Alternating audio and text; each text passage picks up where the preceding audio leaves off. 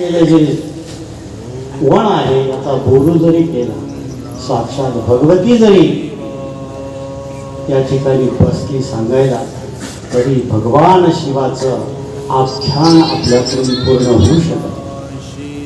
भगवान शिव, शिव म्हणजे अतिशय सहजतेने प्राप्त होणारं हे भगवत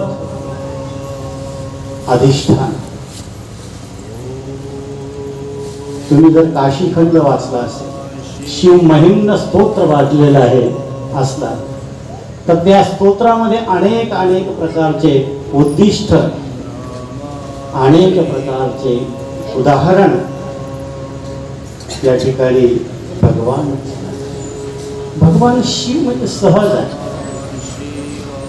शिव समजण्यासाठी सुद्धा खऱ्या अर्थाने त्याची भक्ती केली.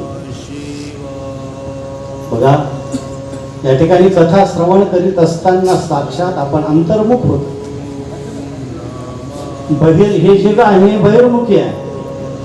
बरेच लोक या ठिकाणी बसले आहे, परंतु सर्व लक्ष आपलं घराकडे असेल, अन्य ठिकाणी असेल, कुठंतरी असेल. अंतर्मुख होण्यासाठी सुद्धा पूर्वजन्मीचं प्रारब्ध. भक्ती ही सहज नाही, सांगणं वेगळं आणि प्रत्यक्षात आचरणात आणून वागणं हे फार कठीण आहे. बरेच लोक आमच्याकडे येत असतात, बाबा त्यांना वाटतं आपणही संत व्हावं. संत होणं, साधू होणं सहज नसतं. हे होण्यासाठी सुद्धा समर्पण हवं असतं. जे संत या पालखीमध्ये बसले, या संतांनी जीवनाची पूर्ण आहुती दिली. बाबाजी ऐकायचे असेल तर वाद्य महाराजांच्या मुखातून ऐका. काय त्या बाबाजींची तपश्चर्या काय ती आहे. जीवनाभरातली साधना त्यांनी पूर्णपणे भगवान शिवाला प्राप्त करण्यासाठी त्यांनी आपलं जीवन समर्पित केलं.